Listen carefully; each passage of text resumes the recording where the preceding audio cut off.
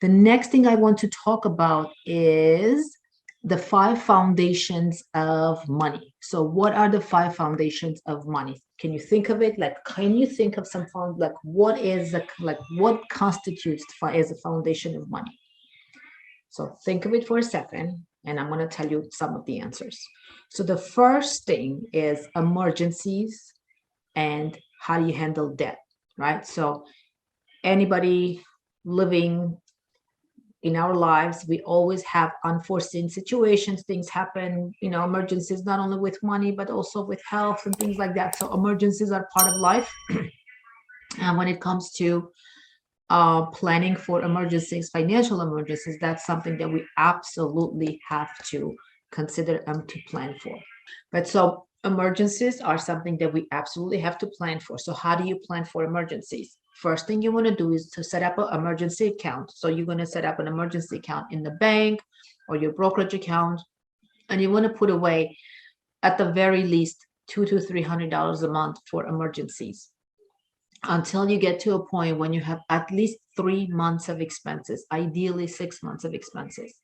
And what are your expenses? Those are your monthly basic expenses, the basic expenses for food, shelter, utilities, and things like that. So not your luxury expenses, not your going out shopping expenses, not your dinner expenses, just basic expenses. So for example, if your basic expenses are just say $1,000 a month, then you want to have at least $3,000 to $6,000 of dollars saved in an emergency account that will become your safety net. So that's something that we want to do. And as far as when it comes to handling debt, you want to pay off. First of all, you don't want to have debt, right? You don't want to have debt. But secondly, you want to be able to pay off your debt as fast or as quickly as possible if you actually happen to have one. By the way, there are different kinds of debt, and what I call it a good debt and bad debt, and we'll talk about that. But for right now, I just want you to think of try not to get debt. So if you don't have the money, don't buy it, right? You don't have the cash for it, don't go on a credit card. You like this beautiful dress or sunglasses or a vacation or some, a gadget. If you don't have it, don't got the money, do not buy it. I'm sorry. So that's really, really important. Which brings up the next point, which is the next foundation. Spend less than you earn, right? Spend less than what you make. And how would you know if you're spending less than you make?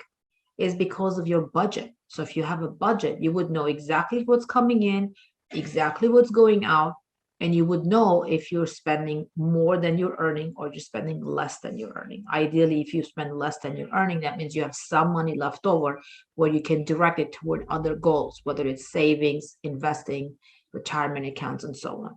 So that's what you want to think about. That's what you want to do when it comes to, figuring out what to do with the money. Setting up specific goals is another very important foundation of your money. You want to say to yourself, I tell my clients, close your eyes like this, close your eyes and think about, picture, visualize. Where do you see yourself in 10, 15 years from now? My older clients who are closer to retirement, I'll tell them to visualize where is their retirement home. Is it in upstate New York? I'm in New York. So is it upstate New York? Is it in Florida? Is it in the Caribbean somewhere? Is it in Europe? Where is it? And depending on where their retirement is, where they're visualizing their retirement will depend on what the expenses are going to be associated with that lifestyle, right? So if you're living in New York, unfortunately, it's more expensive to live in New York than it is to live in Costa Rica or Eastern Europe somewhere. So the budgeting will really be dependent on your ideal and your idea of your retirement. So visualizing it and coming up with a plan, coming up with specific goals is very important. And not just for retirement, you can have specific goals, for example, to buy a house or an apartment. You could have a specific goal of setting up or starting a business. You can have a specific goal of saving money for another specific reason. So you have to start with your specific goals and then plan and act to make actions towards these goals, right? And how do you do that? You have to have a written plan, not just any plan. You don't want to say, okay, I want to buy a house. Okay, but everybody says, I want to buy a house. No, you want to say, I want to buy a house in 5 years from now, and I want to have $100,000 saved or $50,000 saved by the time 5 years comes around, and I want to buy this house in Long Island or upstate New York or Manhattan or wherever it may be. You want to have a very specific idea of what it is that you want to accomplish, as specific as possible, but you also want to write it down. You want to write down your plan. If you don't write down your plan, might as well just forget about it, because most chances are you're not going to accomplish your plan. And better than that, tell somebody, have an accountability partner, whether it's your family member, colleague, a really close friend, or a financial planner who can be your accountability partner to keep you accountable. Because if you set up this goal, if you set up the plan, then let's work towards it.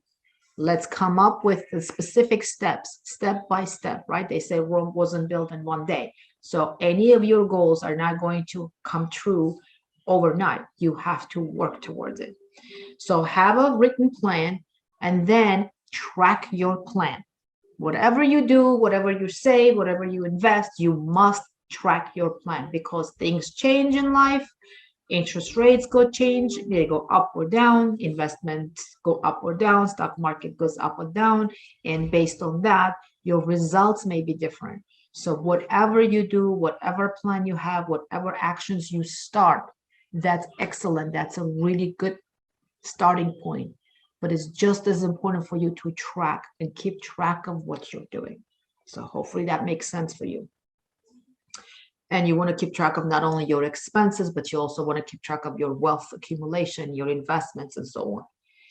And that brings me to the last one, which is building wealth, right? Putting it all together, building wealth. And hopefully down the road, you get to a point where not only you have wealth, you're actually able to even give away wealth.